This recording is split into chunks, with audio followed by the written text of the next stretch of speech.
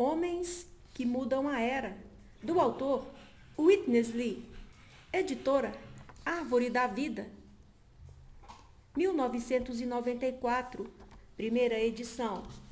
Prefácio, capítulo 1, a necessidade de homens que mudem a era.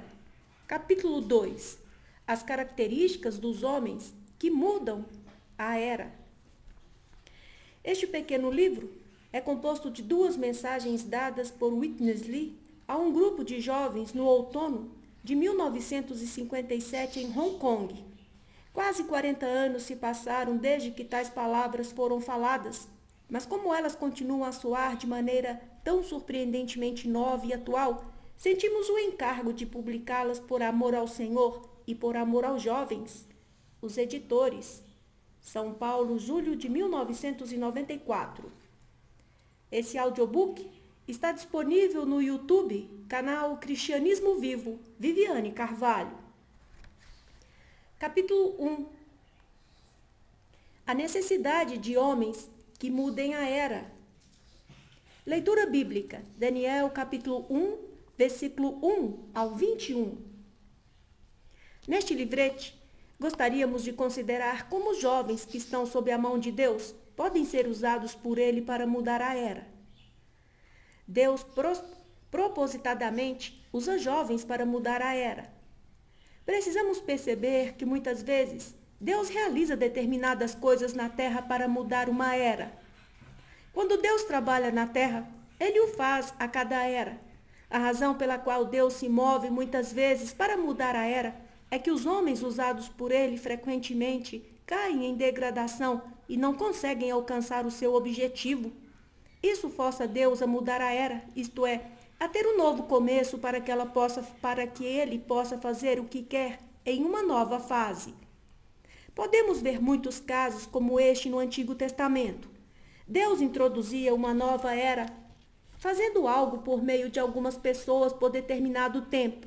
Entretanto, devido à degradação do homem, aquela era logo se tornava caída e degradada.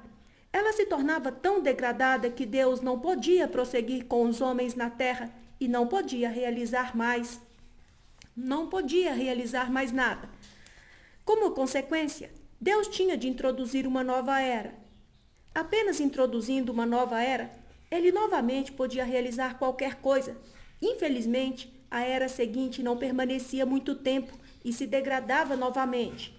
Deus, uma vez mais, não podia realizar qualquer obra.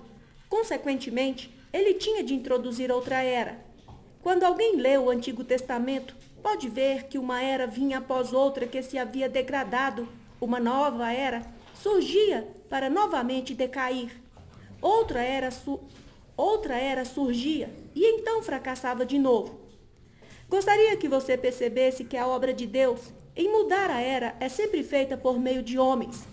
Antes de uma nova era ser introduzida, há sempre homens na era anterior que são usados por Deus especialmente para mudar a era. E em toda a obra de mudança de era, Deus propositadamente usa jovens. Os 2 exemplos mais evidentes são Samuel e Daniel. A mudança da era é para a introdução da autoridade e expressão de Deus. Samuel mudou a era do sacerdócio para a era da realeza, enquanto Daniel mudou a era do cativeiro para a era do retorno.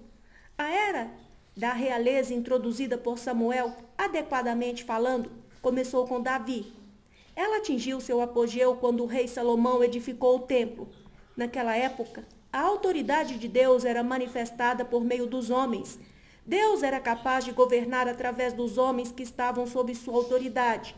Ao mesmo tempo, a glória de Deus também era expressa entre os homens. Naqueles dias, em Israel, por um lado, havia o trono da casa de Davi e, por outro, o templo.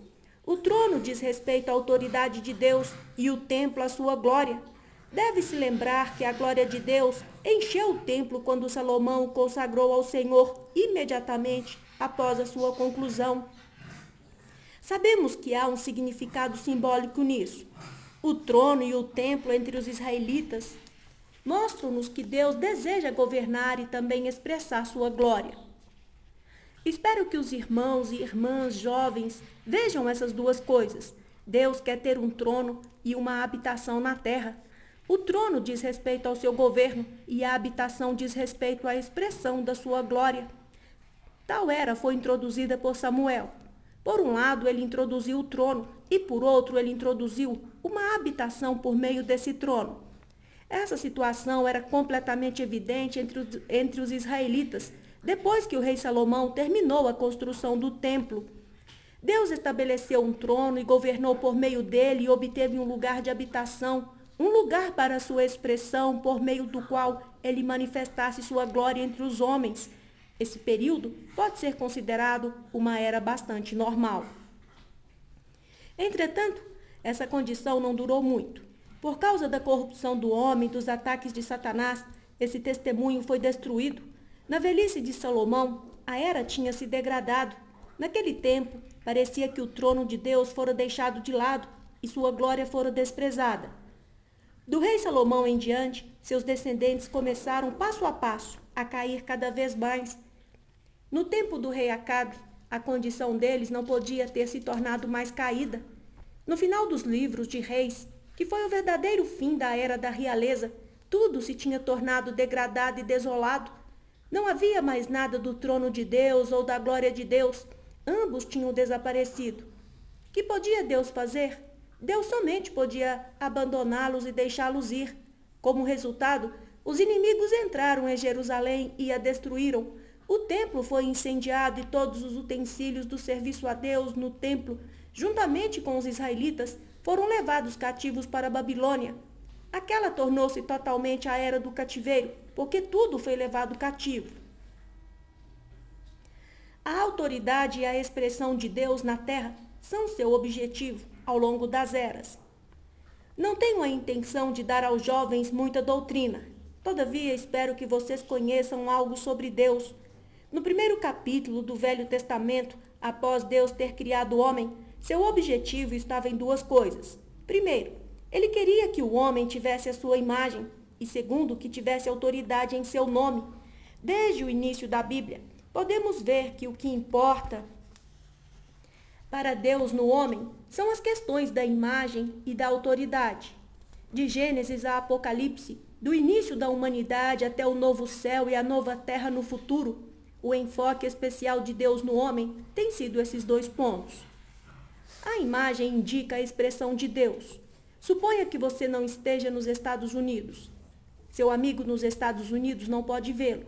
Entretanto, você pode tirar uma foto e enviá-la para ele. Ele então conhecerá a sua imagem pela fotografia.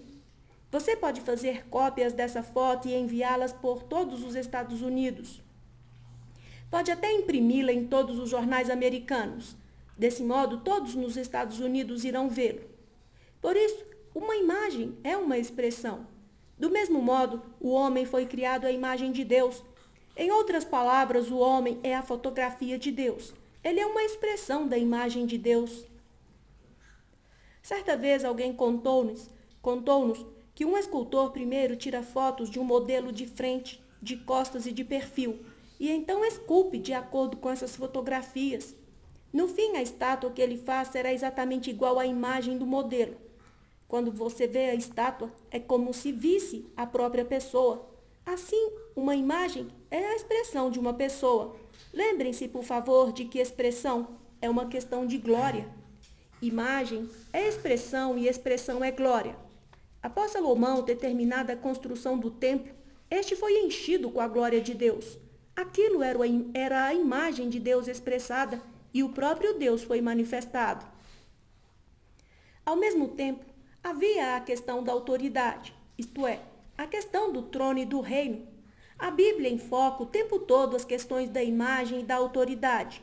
Se percebermos isso, entenderemos a razão pela qual, na oração que o Senhor ensinou aos discípulos, ele disse: pois teu é o reino, o poder e a glória. Mateus 6,13. A razão por que ele disse isso é que no início da Bíblia havia dois assuntos e no fim de Apocalipse ainda há esses dois assuntos.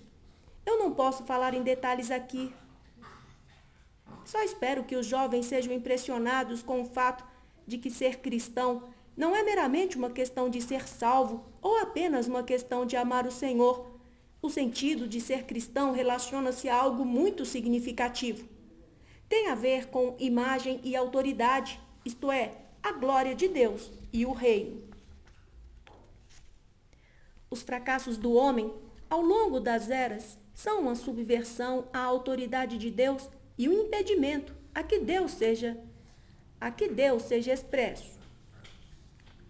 Embora desde o início Deus enfocasse a imagem e a autoridade, e embora a obra que ele fez em Adão envolvesse essas duas coisas, sabemos que antes de Deus atingir seu objetivo, aquela era tornou-se caída. Essa queda continuou da época de Adão até a época da Torre de Babel. No tempo da Torre de Babel, os homens fizeram duas coisas. Primeiro, eles rejeitaram a autoridade de Deus. Ali eles se rebelaram coletivamente contra Deus, negando sua autoridade. Eles disseram com uma expressão dura: quem é Deus? Nós não o conhecemos. Nós, seres humanos, somos tudo. Nós edificaremos uma torre que alcance os céus a fim de proclamar nosso nome. Não sabemos quem é Jeová, apenas conhecemos a nós mesmos.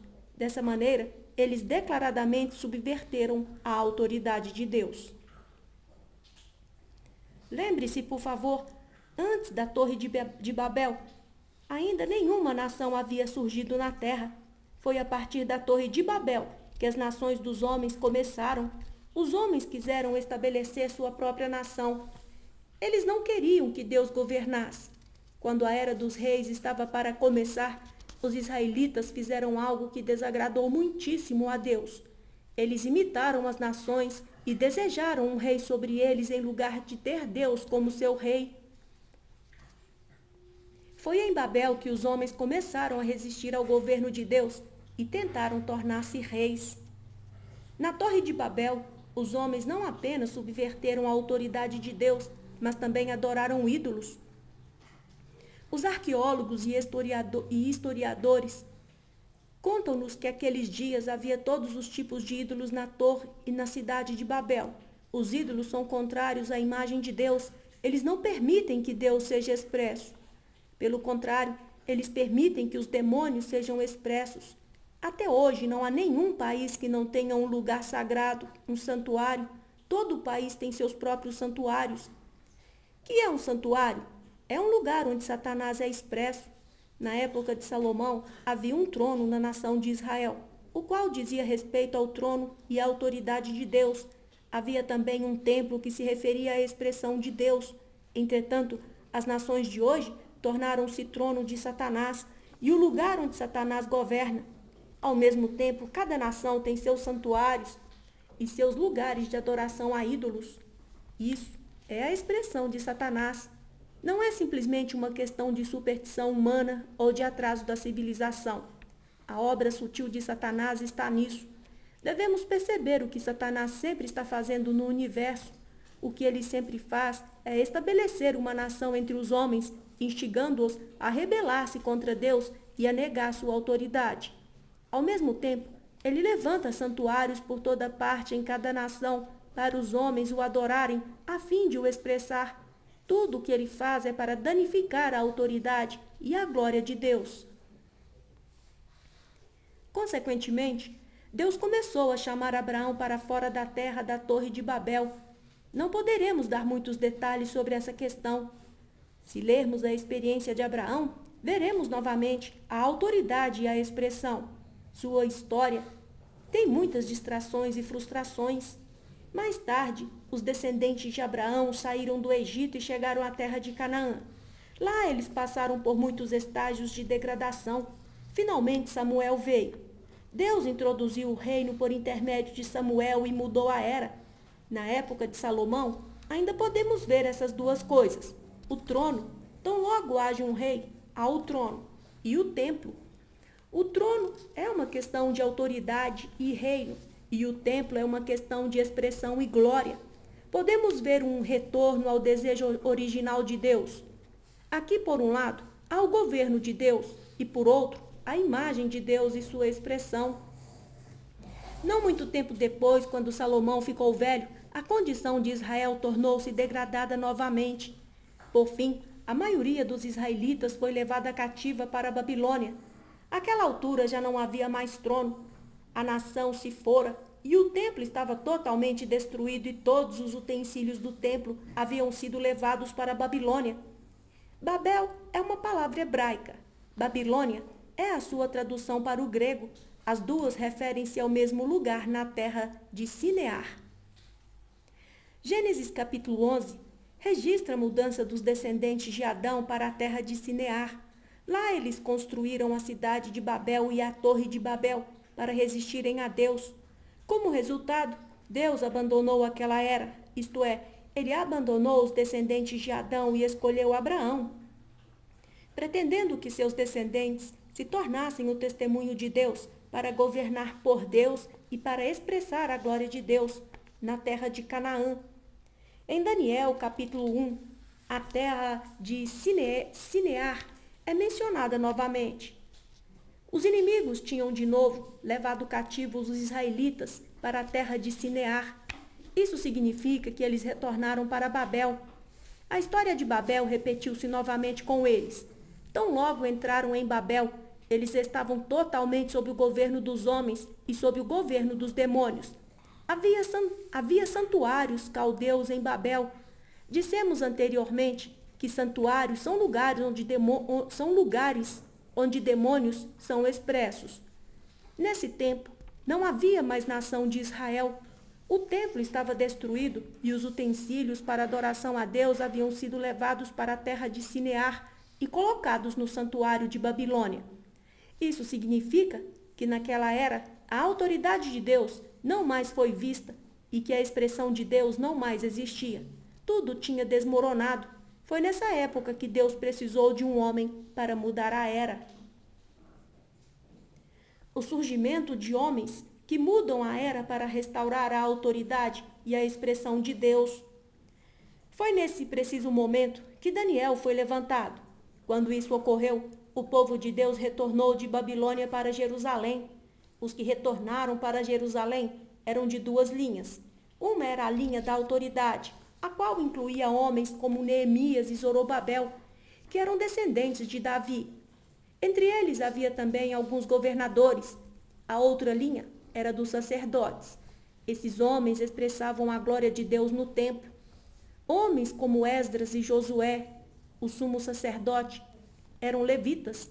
Por isso, o retorno deles era uma restauração da autoridade e da expressão como no início.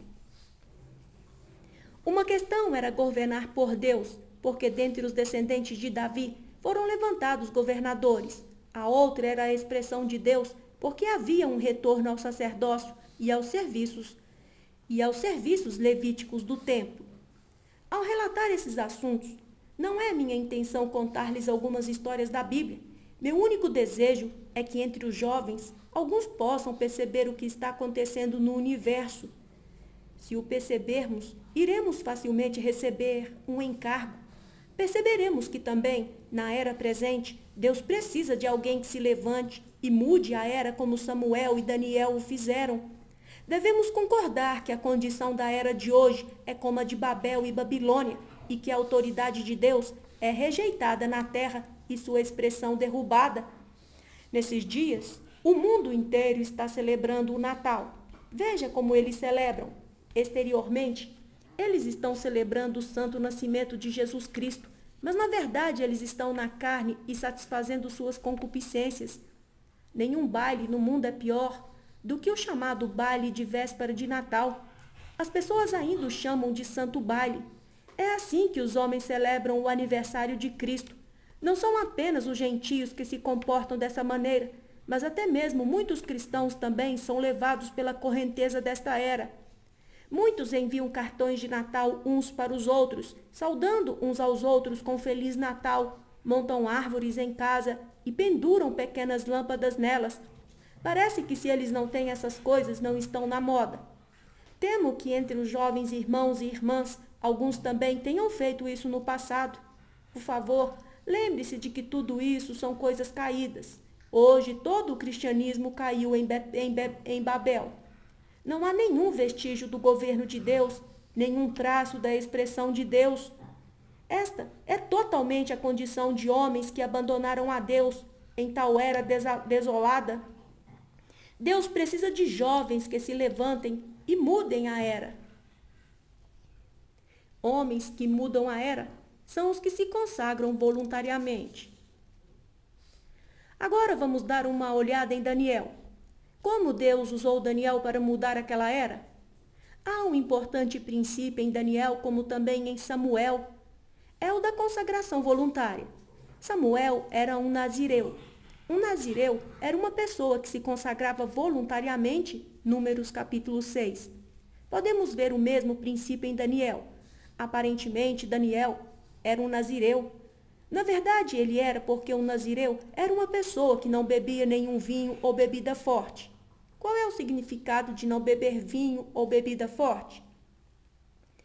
Significa não gozar de nenhum dos prazeres desta vida. Este é o princípio com Daniel. Daniel poderia ter dito: eu não quero nada do que o mundo considera doce, alegre ou satisfatório. Por que Daniel não bebia vinho, nem bebida forte, nem participou da dieta do rei? Porque todas essas coisas estavam relacionadas a ídolos. O que o rei da Babilônia bebia, assim como a carne e os cereais que comia, deviam ser oferecidos aos ídolos. No mínimo, aquelas comidas não eram consideradas limpas de acordo com as ordenanças em Levítico capítulo 11. Era alimento profano. Daniel disse: eu não serei contaminado por aquela comida. Os jovens do mundo podem participar dela, mas eu não.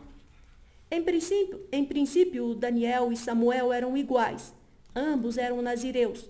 Daniel recusou tudo o que os homens desfrutavam e de que se gloriavam. Ele rejeitou tudo o que pudesse oferecer-lhe alguma posição no mundo. Ele era voluntariamente um consagrado. Irmãos e irmãs, uma pequena busca espiritual ou uma pequena vida piedosa diante do Senhor não é suficiente para ser usado pelo Senhor para mudar a era.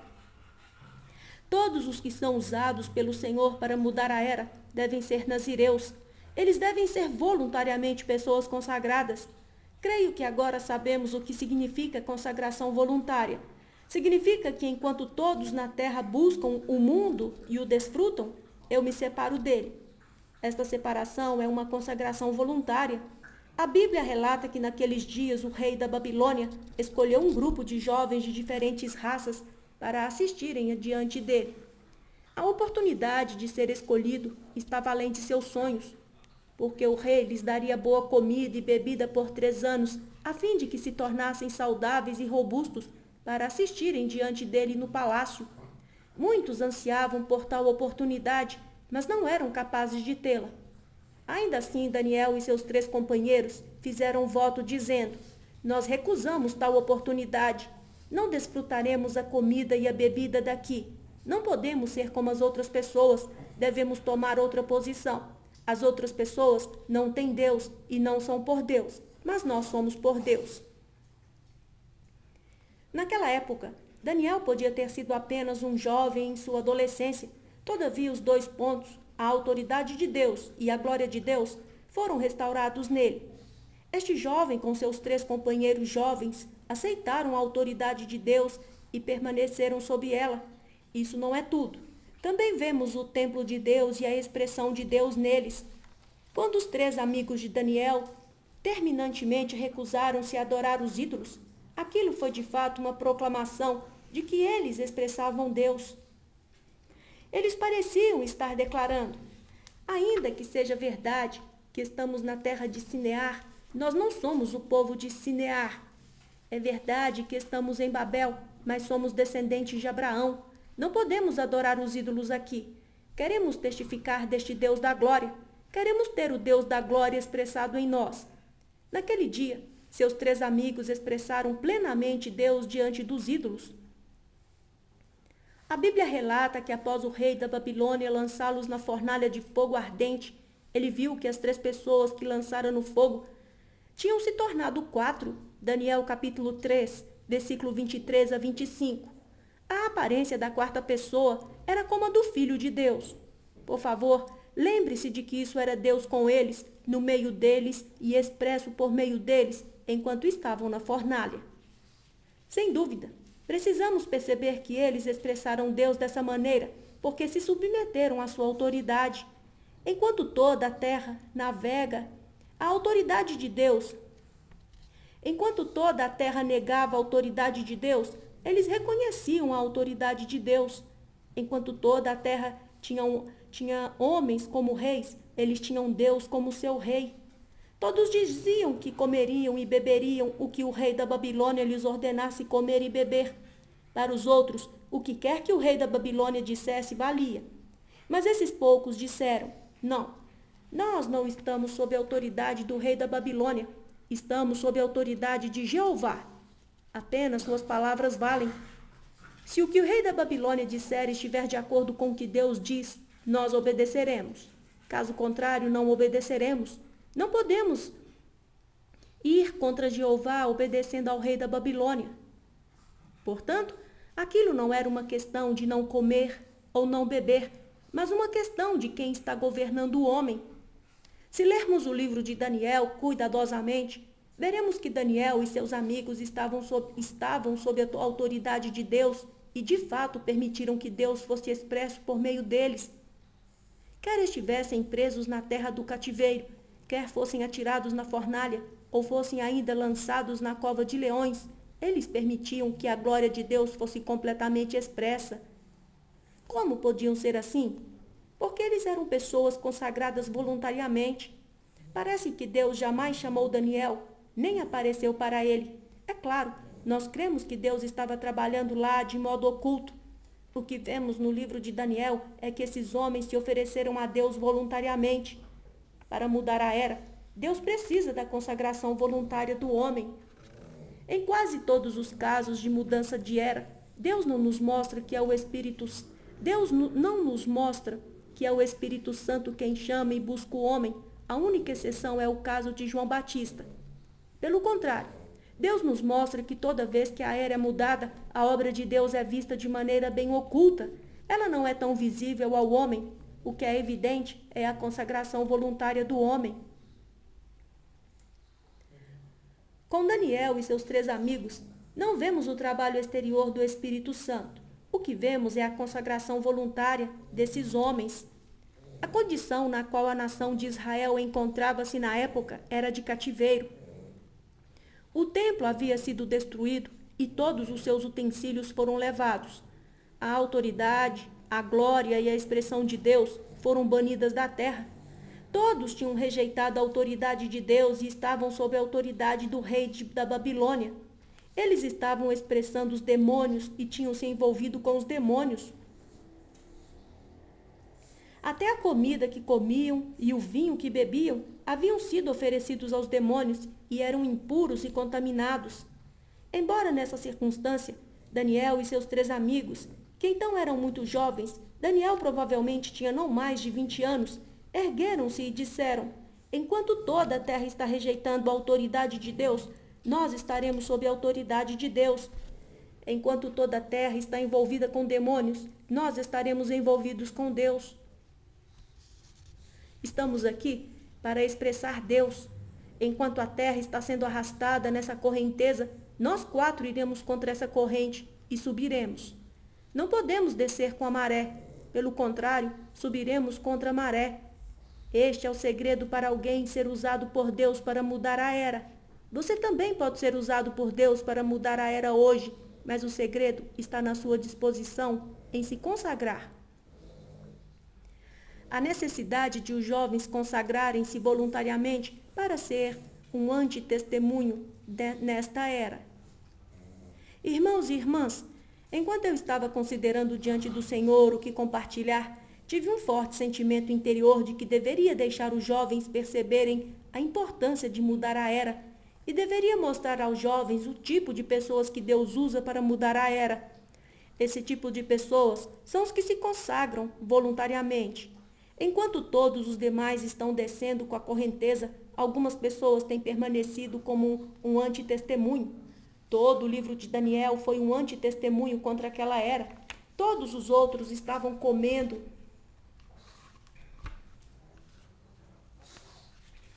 da comida do rei e bebendo do vinho do rei, mas aqueles 4 não estavam. Todos os outros adoraram ídolos, mas aqueles 3 não o fizeram. Os outros pararam de orar por causa do decreto do rei, mas Daniel ainda orava 3 vezes ao dia de joelhos diante de Deus, voltado para Jerusalém. Isso é antitestemunho. Irmãos e irmãs, deixem-me dizê-lo novamente. Que tipo de pessoas podem ser usadas por Deus para resistir à era? São as que se consagram voluntariamente. Podemos ver este princípio básico em Samuel e Daniel. Nós precisamos dizer: eu não posso fazer as coisas que o mundo faz. Não posso tomar o caminho que o mundo toma. O mundo pode seguir o curso desta era, mas eu não posso segui-lo. Jovens, vocês precisam perceber que o testemunho de Deus, incluindo a autoridade e a glória, tem sido destruído no curso do mundo. Todo aquele que é usado para mudar a era precisa ser alguém que se consagra voluntariamente no meio deste curso. Ele pode levantar-se e declarar para todo mundo: eu não posso seguir este curso. Eu serei alguém que permanece contra a maré. Se fizer isso, a autoridade e a glória de Deus serão expressas por meio de você. Se lermos o livro de Daniel, iremos perceber que a autoridade e a glória de Deus estavam em Daniel. Daniel verdadeiramente tornou-se o trono de Deus e o templo de Deus. Em Daniel vemos o governo e a expressão de Deus. Até os gentios idólatras viam a glória e o governo de Deus em Daniel. Não é de se admirar que por meio dessa pessoa, Daniel, Deus por fim foi capaz de levar os israelitas de volta para Jerusalém e de restaurar sua autoridade e seu templo entre eles. Aquela virada aconteceu totalmente graças a Daniel. Ele estava capacitado a ser tal pessoa porque era alguém consagrado voluntariamente. Ele estava disposto a permanecer contra a maré e ser uma testemunha por Deus. Esse foi um jovem que pôde ser usado por Deus para mudar a era. Que Deus possa levantar jovens como Daniel por causa da necessidade desta era. Capítulo 2. As características dos homens que mudam a era. Leitura bíblica. Daniel, capítulo 2, 17 e 18.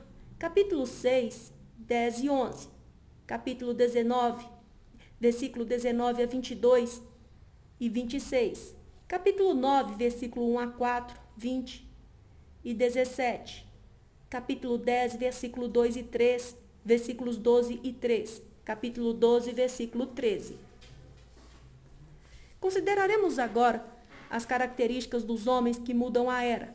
Em outras palavras, consideraremos as razões pelas quais os homens que mudam a era são usados por Deus. Resumidamente, podemos ver em Samuel um tipo de homens Resumidamente, podemos ver em Samuel que tipo de homens Deus usou para mudar uma era. A partir dos relatos do livro de Daniel, podemos descobrir ainda mais razões pelas quais o homem foi usado por Deus. Lendo o livro de Daniel, algumas pessoas prestam muita atenção às profecias. Sem dúvida, grande parte desse livro nos mostra a questão da profecia.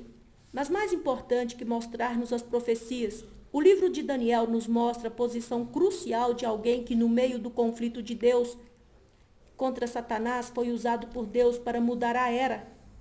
No conflito entre Deus e Satanás, o homem de fato ocupa uma posição bastante crítica. Podemos ver neste livro que Deus tem seu plano e Satanás tem sua oposição. Deus quer cumprir seu plano na terra. Entretanto, Satanás tenta de muitas maneiras impedir e destruir o plano de Deus. Entre os dois, o homem fica numa posição especial. Se o homem tomar a posição correta, o plano de Deus será cumprido e a maquinação sutil de Satanás será destruída. Se o homem não tomar a posição correta, o plano de Deus será retardado e o ardil de Satanás será bem-sucedido. O livro de Daniel descreve de maneira específica a posição crucial que o homem ocupa no conflito entre Deus e Satanás. Essa é a posição que muda a era. Essa posição pode cumprir o desejo de Deus e levar Satanás ao fracasso, ou pode levar a maquinação sutil de Satanás ao sucesso e o plano de Deus à frustração. Portanto, podemos dizer que para uma era ser mudada, depende da posição que o homem toma. O homem está entre Deus e Satanás. Se a posição do homem está correta, Satanás perderá seu controle sobre aquela era e não será capaz de impedir a virada. É isso que o livro de Daniel nos mostra. Agora vamos considerar algumas das características de Daniel que permitiram a Deus usá-lo para mudar a era. Creio que o Senhor usará esta palavra para conceder-nos graça e trabalhar em nosso meio. A primeira característica: separar-se de uma era que segue Satanás. A primeira característica de Daniel é que ele era uma pessoa separada. Todo aquele que quer ser usado por Deus para mudar a era precisa ser uma pessoa separada. Devemos saber que todos hoje estão andando no mesmo caminho e sendo levados pela mesma correnteza. Este caminho é um caminho que segue a Satanás. É iniciado e liderado por Satanás, definitivamente longe de Deus, e é sempre descendente. Podemos encontrar essa condição no livro de Daniel. Espero que os jovens irmãos e irmãs possam prestar atenção numa coisa quando leem a Bíblia. Nós não podemos meramente estudar um texto isolado nas Escrituras. Temos de compreender o quadro apresentado na porção inteira da palavra. Daniel é um livro pequeno. Pelo fato de nele várias descrições serem muito resumidas, devemos tentar entender cuidadosamente o significado escondido nessas passagens. Por exemplo, bem no começo do registro de Daniel, podemos ver o quadro de um lugar chamado Sinear. A terra de Sinear foi um lugar onde os homens, desde o início, revoltaram-se e rebelaram-se contra Deus. De Gênesis a Apocalipse, a maioria dos casos de rebelião do homem contra Deus aconteceu em Sinear, que é Babilônia, Babel. Aqui vemos um governador, um líder, que naquele tempo tinha domínio sobre as regiões mais poderosas da terra. Podemos dizer que naquela época a terra inteira estava sob as mãos do rei da Babilônia. Portanto, esse quadro nos mostra como o mundo inteiro está sob a mão de Satanás. Aqui o rei da Babilônia tipifica Satanás. Na Babilônia não havia templo, apenas santuários. Era o lugar de origem para ídolos e também onde os ídolos eram muito predominantes. Toda adoração a ídolo neste mundo originou-se em Babel, que é Sinear e Babilônia. Desde o primeiro capítulo de Daniel, podemos ver que o mundo inteiro estava sob a autoridade do rei da Babilônia. Todos serviam o Deus de Babel, estavam sob o domínio de Satanás e até mesmo adoravam Satanás. A terra inteira estava sob tal condição. Entre eles havia um povo, os israelitas, que deveria estar separado. Os israelitas não pertenciam à Babilônia. Eles não deveriam estar sob a autoridade de Babel, nem deveriam ter adorado os deuses de Babel. Eles viviam originalmente na terra de Canaã, um lugar distante de Babilônia, e entre eles não havia santuários, havia apenas o templo. Eles adoravam apenas a Deus. Entretanto, no tempo de Daniel, capítulo 1, os israelitas foram levados para o mundo de Babel. O povo separado por Deus foi arrastado para seguir o curso de Satanás. Como resultado, naquela época, todos, incluindo gentios e israelitas, estavam sob o governo de Babel e adorando os deuses babilônicos. Em outras palavras, todos caíram sob o governo de Satanás e estavam seguindo Satanás. Este é o quadro que nos é mostrado logo no princípio de Daniel. Este quadro mostra-nos claramente que o mundo inteiro estava sob o governo de Babilônia e adorando o Deus da Babilônia. Consequentemente, a autoridade de Deus foi posta de lado e a glória de Deus não era expressa.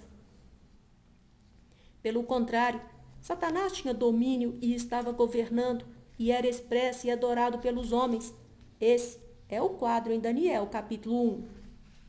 Por esse tempo, embora Daniel e seus 3 amigos fossem ainda muito jovens, eles levantaram-se para ser um antitestemunho. Este antitestemunho é uma separação. Tão logo se levantaram, houve claramente uma separação do mundo. Era como se os outros estivessem agitando uma bandeira preta e eles uma branca. Quando lemos Daniel capítulo 1, devemos compreender o significado desse quadro. Esses homens não seguiram o curso de Babilônia de modo algum. Eles eram separados. Eles não podiam comer o que outros comiam, não podiam beber o que outros bebiam, não podiam fazer o que outros faziam. Eles eram explicitamente diferentes dos outros em tudo. Não sei se os jovens já perceberam pela leitura de Daniel que mesmo em sua velhice, Daniel ainda era uma pessoa separada. Ele fez muitas coisas que ninguém que estava no mundo faria. Além disso, ele não fez as coisas que o mundo fazia. Havia sempre uma separação entre ele e o mundo. Jovens, vocês devem perceber que a era de hoje é igual à era de Daniel. Elas não são de maneira alguma diferentes. Sob o governo de Babilônia, não estão apenas os gentios, mas até mesmo o assim chamado povo de Deus, o assim chamado cristianismo, também está em cativeiro. Isso é verdade especialmente no Natal, quando todo o cristianismo é arrastado. Todos no mundo estão andando no mesmo caminho e todos estão carregados pela mesma correnteza. E todos são carregados pela mesma correnteza. Não vemos apenas o mundo inteiro festejando, mas os que estão no cristianismo inclusive. As festas vieram até mesmo para o cristianismo. Por isso todos no mundo, gentios e também o povo de Deus, têm sido arrastados nessa correnteza. Todos eles têm caído sob a mesma autoridade e estão adorando os demônios. Os israelitas naqueles dias eram israelitas apenas exteriormente. Em realidade, eles não eram muito diferentes dos babilônios. Eles comiam o que os babilônios comiam, bebiam o que os babilônios bebiam e adoravam quaisquer ídolos que os babilônios adorassem. A situação é a mesma hoje. Muitos são cristãos exteriormente, mas em verdade eles são adoradores de demônios. Eles fazem o que os gentios fazem, adoram tudo o que os gentios adoram, valorizam o que os gentios valorizam. Por essa razão, o curso do mundo inteiro caiu sob o governo de Satanás. Hoje, Satanás tomou a todos como cativos e tornou impossível que Deus faça algo na terra. Satanás não pode prejudicar a vontade de Deus, a menos que ganhe primeiramente o homem. Se Deus não ganhar o homem primeiro, ele não pode cumprir seu plano. O homem, sem dúvida, ocupa uma posição importante entre Deus e Satanás. Uma vez que Satanás tem arrastado todos na terra, a primeira característica de uma pessoa usada por Deus para mudar a era deve ser um forte posicionamento e uma clara separação do mundo.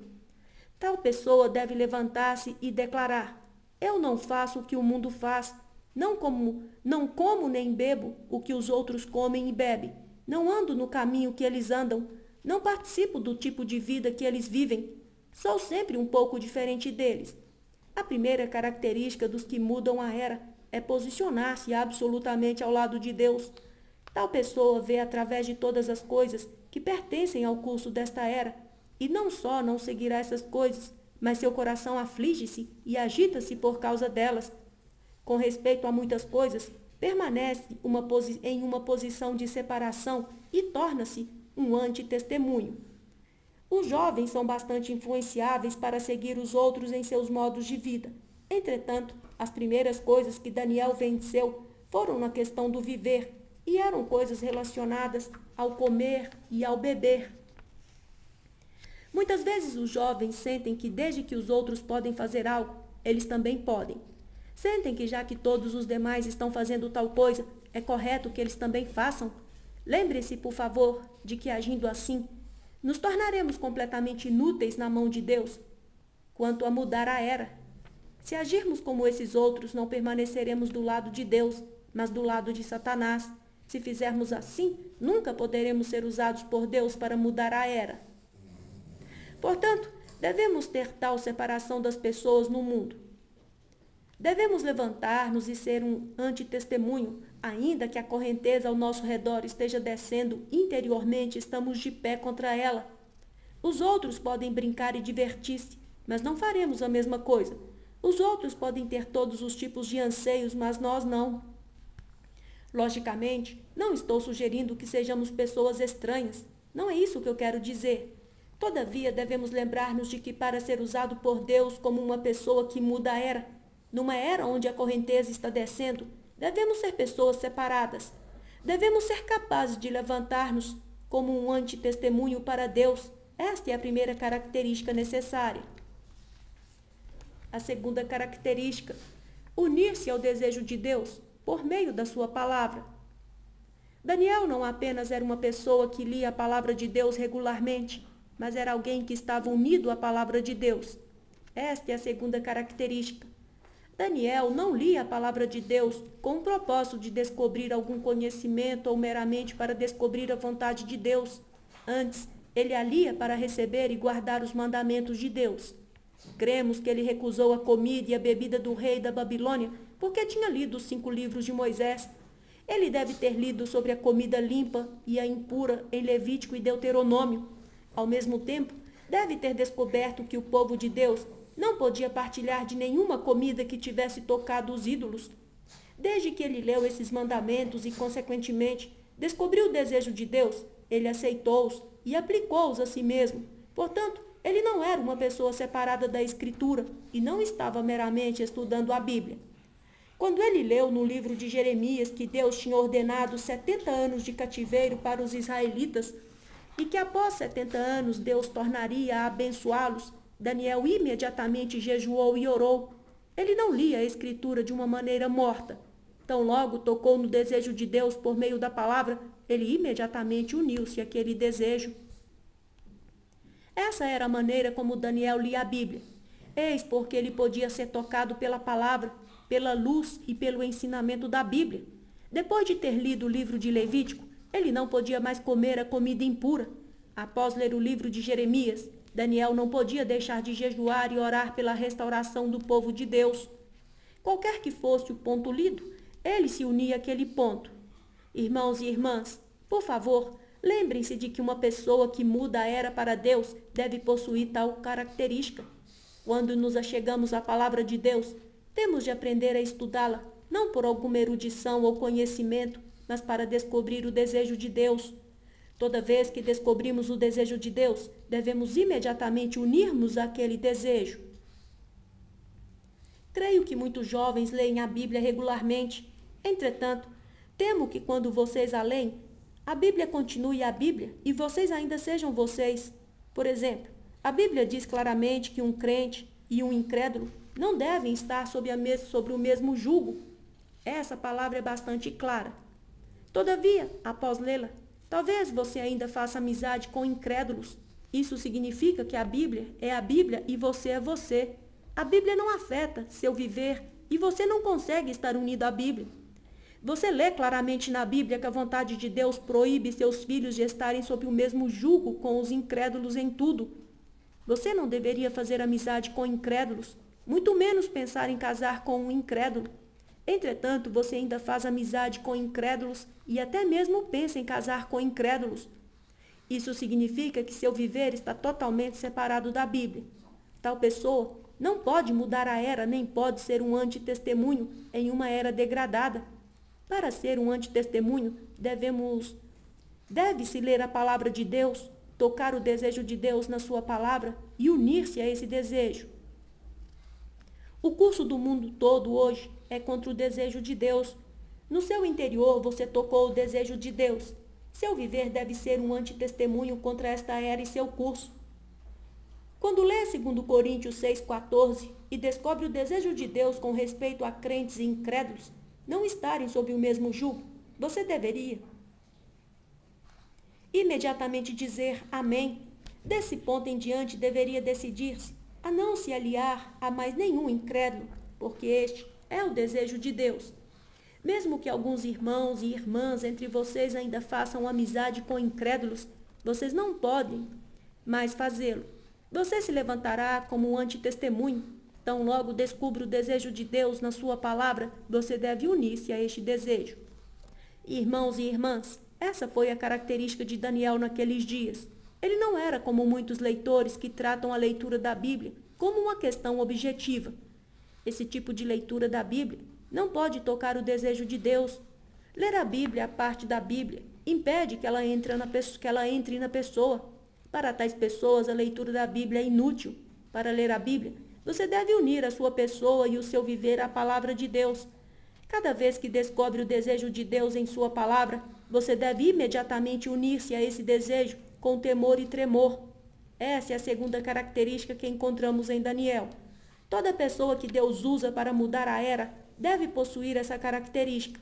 Somente os que se unem à palavra de Deus podem ser de real utilidade para Deus.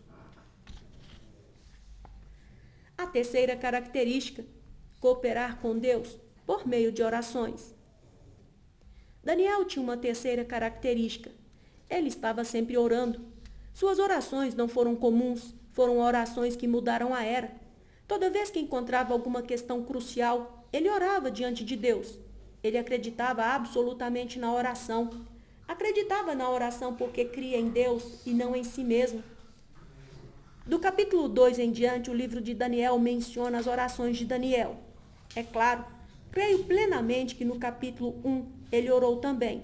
Quando estava comendo apenas verduras, creio plenamente que ele deve ter orado todos os dias. Ele declarava diante de Deus e de Satanás que a saúde de seu corpo não dependia de modo algum da comida e bebida dos gentios. Ele cria apenas no cuidado de Deus. Essa é a razão por que ele e os outros 3 jovens ainda podiam ser fortes, embora comessem só verduras. Ele acreditava no cuidado de Deus e deve ter orado muito. O capítulo 2 mostra-nos um quadro no qual todos na terra desconheciam as coisas de Deus. Não somente os magos babilônicos as desconheciam, mas até mesmo os israelitas. Por que eles as desconheciam? Porque estavam sob o governo de Satanás e seguindo Satanás. Aqui vemos Deus vindo para vindicar. Ele vindicou mostrando que Daniel e seus 3 amigos eram diferentes de todas as outras pessoas. Ninguém na terra conhecia as coisas profundas de Deus, senão Daniel. No capítulo 1, foram Daniel e seus 3 amigos que se separaram para Deus. No capítulo 2, foi Deus quem os vindicou. A separação no capítulo 1 foi feita por eles mesmos terem se levantado. A separação no capítulo 2 foi feita por Deus para eles. Aqui Deus levantou uma situação. Ele fez com que o rei da Babilônia tivesse um sonho.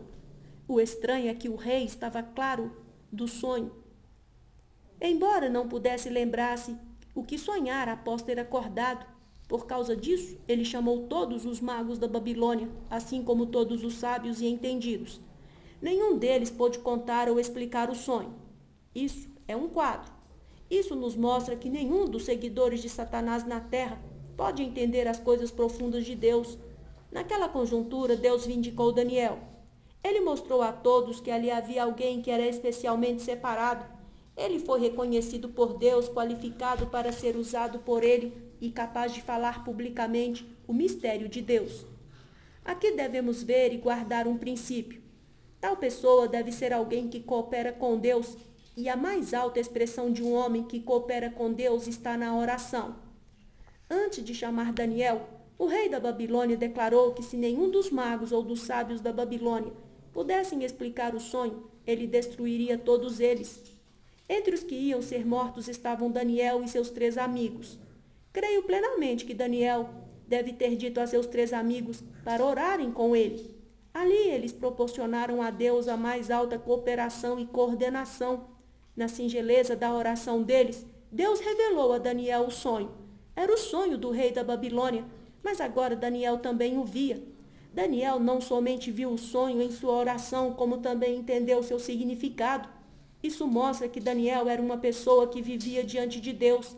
Ele dependia da oração para fazer o que o homem não podia fazer, e dependia da oração para entender o que o homem não podia entender. Ele era uma pessoa que cooperava com Deus por meio da oração. Devemos crer que Daniel não teria visto o sonho nem entendido o seu significado se não houvesse orado. A única razão pela qual ele pôde ver e saber o significado do sonho do rei Nabucodonosor foi que ele era alguém que vivia em oração. Por meio da oração, ele proporcionou a Deus a mais alta cooperação. Às vezes eu me recordo da maneira como os livros são impressos. Se você visitar uma gráfica, encontrará chapas cheias de letras na impressora. Na entrada da impressora está o papel. Quando a impressora é ligada, as folhas de papel são impressas com as letras das chapas. Se o papel não estiver posicionado no lugar adequado, nada será impresso. Se o papel é colocado um pouco fora de posição, a imagem não aparecerá adequadamente. Se quer que as chapas imprimam o papel corretamente, você tem de posicionar o papel corretamente. Do mesmo modo, o desejo de Deus pode ser comparada a uma chapa. O sonho do rei Nabucodonosor era uma chapa com as letras do desejo de Deus. A chapa estava lá, mas era necessário que Daniel fosse uma folha de papel adequadamente posicionada. Se o papel estivesse posicionado corretamente, o sonho, como uma chapa relacionada ao desejo de Deus, seria espontaneamente expresso nele. Essa posição na qual Deus poderia imprimir seu desejo em Daniel era a oração. Se Daniel e seus 3 amigos não tivessem orado naquele momento, mas estivessem ocupados com outras coisas, teria sido como o papel posicionado de maneira errada. Se o papel estivesse posicionado inadequadamente, seria impossível imprimir as letras da chapa. Entretanto, quando Daniel voltou da presença do rei da Babilônia, creio que a primeira coisa que ele fez foi orar com seus 3 amigos. Nesta oração, Deus imprimiu seu desejo em Daniel. O livro de Daniel registra Daniel como alguém que podia orar. O que Satanás queria era tratar especialmente com a oração de Daniel. A oração dele tocava o coração de Deus e era capaz de cumprir o plano de Deus. Satanás, propositadamente, queria lidar com a oração de Daniel e destruí-la. O capítulo 6, especialmente, mostra-nos que Satanás, por meio de homens sob o seu domínio, queria prejudicar esse homem de oração. No mínimo, ele tentou destruir a oração de Daniel e deixá-lo incapacitado para orar. Lembremos a história do rei Dario, o qual decretou que durante 30 dias, todo aquele que fizesse petição a qualquer deus ou homem além do rei seria lançado na cova dos leões. A estratégia sutil de Satanás era utilizar os homens ao redor do rei Dario para tratarem com Daniel, a fim de fazê-lo parar de orar. E finalmente enlaçar Daniel, o homem de oração. Como Daniel respondeu a isso? Ele ainda orou como costumava e não foi de modo nenhum ameaçado por isso. A Bíblia é muito clara. 3 vezes no dia se punha de joelhos e orava e dava graças diante do seu Deus, como costumava fazer. Daniel 6, versículo 10. Nada podia parar a oração de Daniel. Se não tivesse orado, ele teria falhado. Assim que conseguisse destruir e parar a oração de Daniel, Satanás venceria. Por isso a oração de Daniel era como uma base segura, um baluarte num campo de batalha. Precisamos perceber que foi essa oração de Daniel que fez com que Deus fosse manifestado como Deus vivo. Como Daniel, Deus verdadeiramente se manifestou como Deus vivo, e essa manifestação de Deus foi devida à oração de Daniel.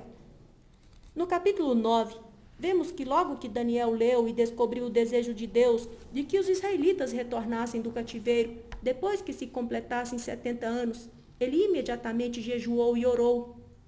Alguns têm o conceito errado de que desde que Deus tenha falado e ordenado que os israelitas retornariam do cativeiro após 70 anos, por que haveria ainda necessidade de oração? Deus não havia falado que ele os traria de volta. De fato, é verdade que Deus havia prometido trazer de volta os israelitas após o cumprimento dos 70 anos.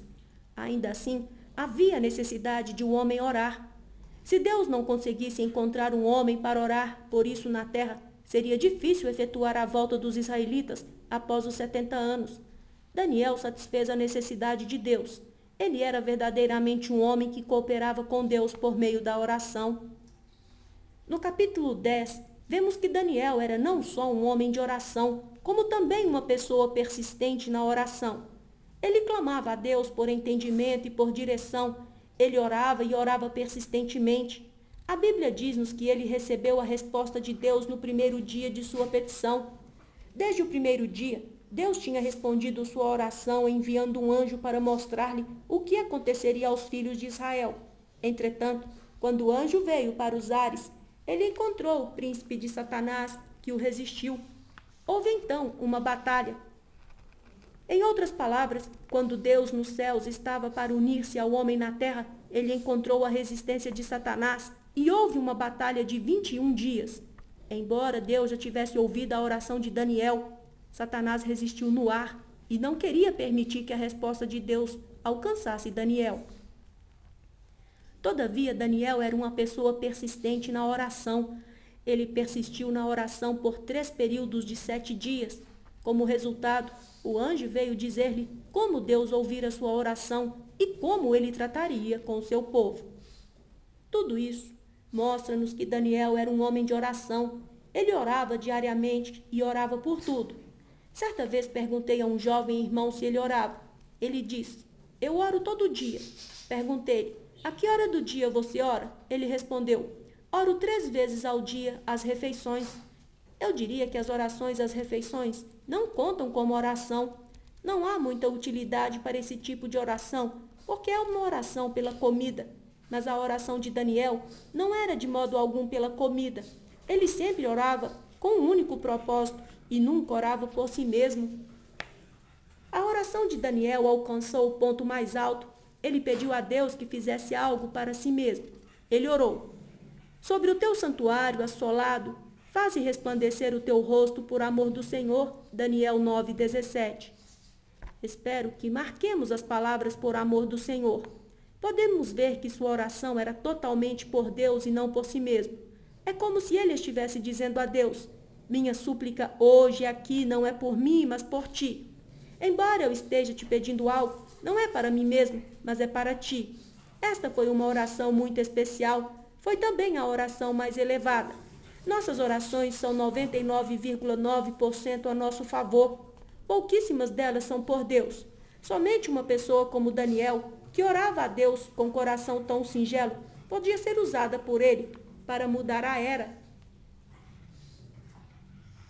A quarta característica: não amar a própria vida.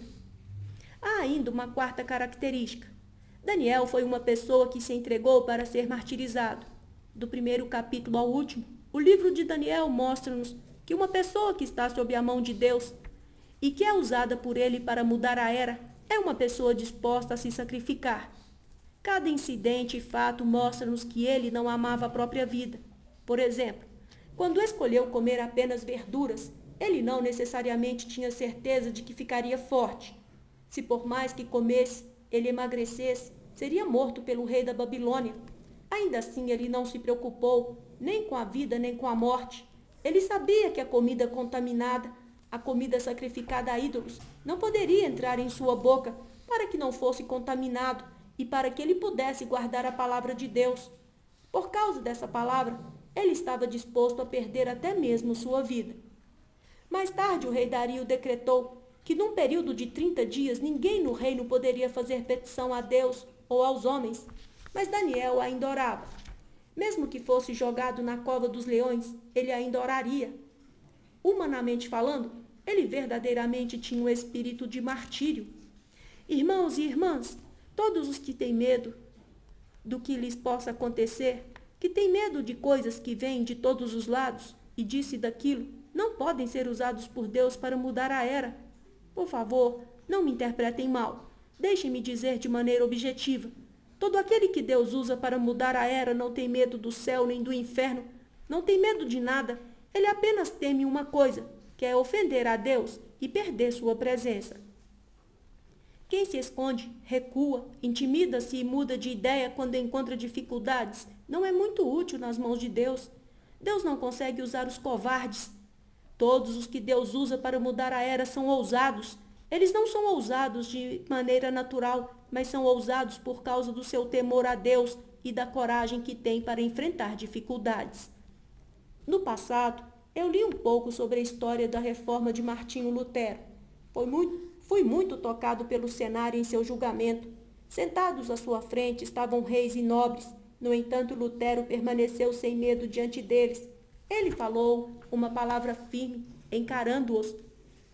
Se o que eu prego é contrário à Bíblia, estou disposto a morrer. Mas se o que eu prego está de acordo com a Bíblia, ninguém pode matar-me. Tais palavras majestosas fizeram com que até mesmo os que o amavam e estavam preocupados com ele tremessem. Suas palavras foram muito imponentes. Ele era um homem que não tinha medo da morte. Eis porque Deus foi capaz de usá-lo para mudar a era. Considere Daniel e seus 3 amigos.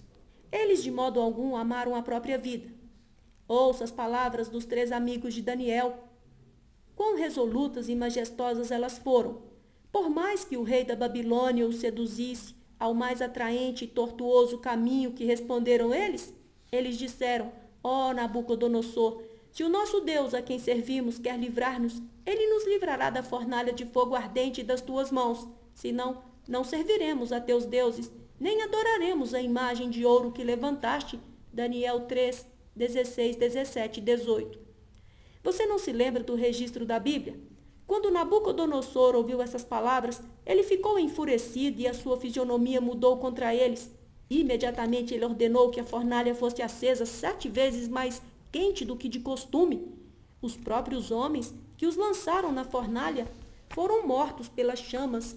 Os 3 preferiram ser amarrados e lançados em uma fornalha acesa do que se submeter ao rei.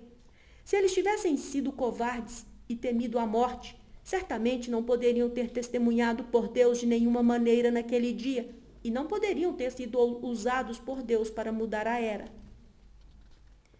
Nesta mensagem, conseguimos tratar apenas com essas 4 características. Primeiro, devemos ser um antitestemunho. Segundo, devemos ler a Bíblia. Terceiro, devemos orar. E quarto, não amar a nossa própria vida. Essas 4 características podem ser vistas não apenas em Daniel, como também em todos os que foram usados por Deus para mudar a era. Se lermos a biografia de Lutero, veremos essas 4 coisas também nele. Lutero foi alguém que se levantou como um antitestemunho. A princípio, ele era um sacerdote na Igreja Católica Romana. Quando viu que a Igreja Católica Romana fazia coisas completamente contrárias à verdade, ele levantou-se e tornou-se um forte antitestemunho. Lutero também era uma pessoa que lia a Bíblia. Ele viu na Bíblia que o homem é justificado pela fé e não pelas obras. Imediatamente ele aceitou a palavra de Deus e uniu-se a essa palavra. Lutero também foi um homem de oração. Cada vez que se deparava com questões importantes, ele lutava em oração diante de Deus.